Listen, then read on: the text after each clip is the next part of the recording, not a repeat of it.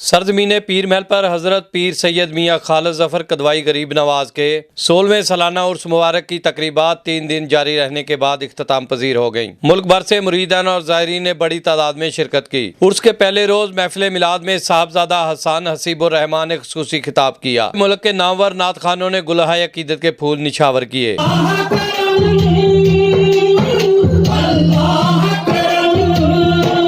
उर्स की तकरीबात chairman ARY group Haji Abdul Rauf की जेर सदारत मुनाकद की गयी। शुरका के लिए 3 दिन लंगर का वसी इंतजाम किया गया। सूबाई वजीर औकाफ सईदुल हसन शाह बतौर मेहमान खुसूसी शरीक रहे और तलावत कलाम पाक के साथ नात पढ़कर शुरका के दिल मोह लिए।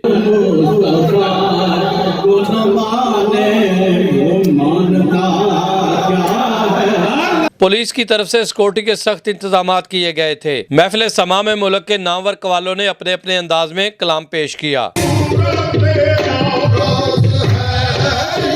उर्स के आखिरी रोज गद्दी नशीन मियाँ मसूद आलम ने हाफिज यूसुफ चिश्ती पाकपतन के साथ हमरा मुरीदैन मजार शरीफ को गुस्ल दिया और ARY खानदान और मुल्क की सलामती के लिए खुसूसी दुआ की। बुजुर्गा ने दीन को मानने वाले रहती दुनिया तक उनके मज़ारात से फैज हासिल करते रहेंगे।